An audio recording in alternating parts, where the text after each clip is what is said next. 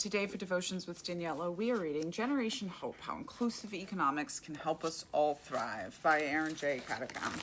This is a chapter called Normalized Gambling. I'm reading this for my own process of deconstructing all the bad stuff we were taught, and if you're interested, you can get a copy here. In the 70s, 80s, and 90s, becoming an entrepreneur wasn't an attractive career choice for young people. No one went to college to study entrepreneurship, and no one started a business in their dorm room, unless you were Bill Gates. Entrepreneurship for the young meant delivering newspapers at dawn and pizzas at night, or mowing lawn on Saturday morning. Baby boomers did entrepreneurial work out of financial necessity, not with intentions of becoming a unicorn. That is a startup which reaches $1 billion valuation. Over the last decade, we stopped regarding entrepreneurs as those people who went to work very early and returned home very late for little to no reward. Now entrepreneurs are modern-day rock stars, as seen on Shark Tank or BBC's Dragon's Den.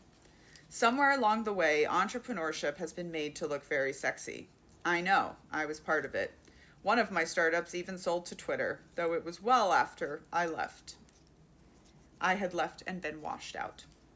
The reality is that entrepreneurs and founders are gamblers like the rest of us, only they're playing Russian roulette in a casino where venture capitalists, VCs, are the house.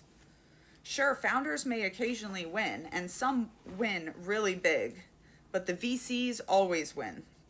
Though they would have you believe otherwise, VCs take very little risk, passing the majority of it to the founders, who work tirelessly to de-risk their VCs' investments. And that is why most VC money is deployed to late-stage startups, when they've been through the hardest part of building a startup and the risk is even lower, though the upside is lower too. Once I realized the fallacies in financial education I was taught at school, that getting an education was no guarantee of a good job and stable finances, I turned to that rock star entrepreneurial path. As I was building my first startup, I learned how hard it was to raise capital, and that access to capital is a privilege that's not easy to secure. There are broadly 3 ways to raise capital. Get an education and a good job and build your savings. Borrow money from friends and family or a financial institution, or benefit from generational wealth. The richest have usually benefited from a combination of all 3, as those with generational wealth almost always get an education and have access to borrowing money.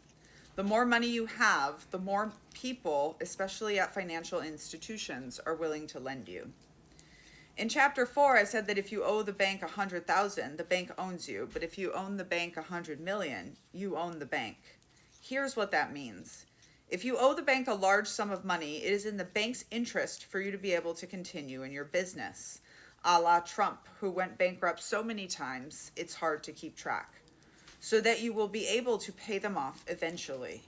For example, if you are having trouble meeting loan payments on a substantial amount, the bank might be willing to restructure your payment schedule, hoping to get some of their money back rather than foreclosing on your business, which might only return a small fraction of the principal. On the other hand, if you owe a small amount, the bank won't care much about your livelihood, since you probably have assets they can attach to the loan that are worth that amount. The same is true if you want to start a business with grants or funding rather than loans. Having money almost always puts you at an advantage.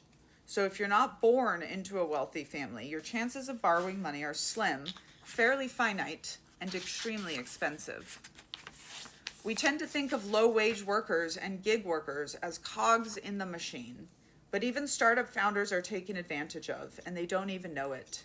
It's people, meaning the founders and workers who build a company, and not capital that create the value. But when you are the one chasing money, it's not possible to step outside that reality to see the bigger picture, even if that means giving your life and soul to your startup before you get washed out in a down round or are forced to shut down your company because it's not growing at the rate your VC investors require it to.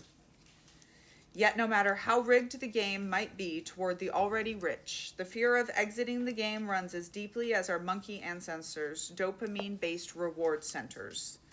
The mistaken belief we can exert skill over an outcome that is defined by chance causes us to overestimate our chances of winning. Thus, we create a societal preoccupation with winners against the mathematical reality of our collective long-term losses. How do we change behaviors that go back 35 million years? Quite simply, we must evolve. We must begin with this truth. Super profits are not synonymous with survival, and we can change our money blueprint or mindset without losing our access to community and care.